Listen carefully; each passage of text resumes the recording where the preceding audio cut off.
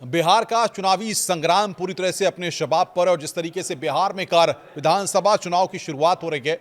18 जिलों की 121 विधानसभा सीटों पर कल वोट डाले जाएंगे और बिहार के मतदाता, आपको बता दें कि अपने मताधिकार का तो प्रयोग करेंगे ही, लेकिन नई सत्ता यानी कि सत्ता में किसकी जीत होगी, इसकी भी बुनियाद यहां पर रखेंगे और बढ़ चढ़कर मतदान होने की उम्मीद लग रही है। जिसमें कि जिस तरीके से प्रचार को लेकर के देखा जाए, राजनीतिक दलों को लेकर के, या फिर जिस तरीके से इन 18 जिलों में जहां पर 121 विधानसभा की सीटें हैं, वहां पर दिलचस्प मुकाबला इस बार होने जा रहा है।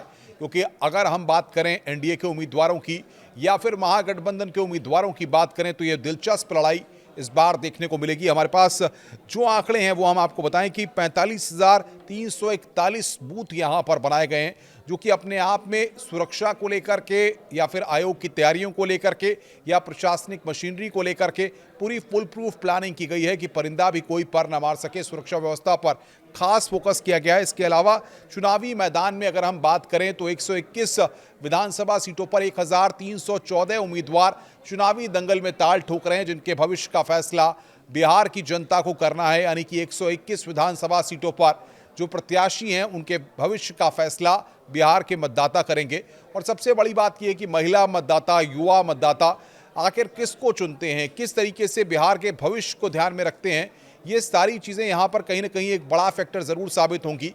और अगर 18 जिलों की बात करें तो सबसे महत्वपूर्ण है मधेपुरा, सहरसा, दरभंगा, मुजफ्फरपुर, गोपालगंज, सीवान, सारण, वैशाली, समस्तीपुर, बेगूसराय, खगड़िया, मुंगेर, लखीसराय, शेखपुरा, नालंदा, पटना, भोजपुर और बक्सर। ये वो ज़िले हैं जहां पर सुबह 7 बजे से लेकर के शाम 6 बजे तक वोटिंग होगी। और इसके लिए जो पोलिंग बूथ बनाए गए हैं वहां पर पूरी टीमें पहुंच चुकी हैं, सारा डिप्लॉयमेंट फोर्सेस का हो चुका है। और उसके साथ साथ 2135 मतदान केंद्रों पर सुबह 7 बजे से लेकर 5 बजे तक वोटिंग होगी। 6 विधानसभा क्षेत्रों के ये मतदान केंद्र हैं और सुबह से ही लगातार तमाम जो पोलिंग पार्टियां हैं वो पहुंचनी शुरू हो गई थी और तमाम जो प्रत्याशी हैं वो भी लगातार नज़र बनाए हुए हैं। सबसे अधिक बड़ी बात यहां पर यह कि 100 वर्ष से अधिक आयु वाले 6,736 मतदाता हैं।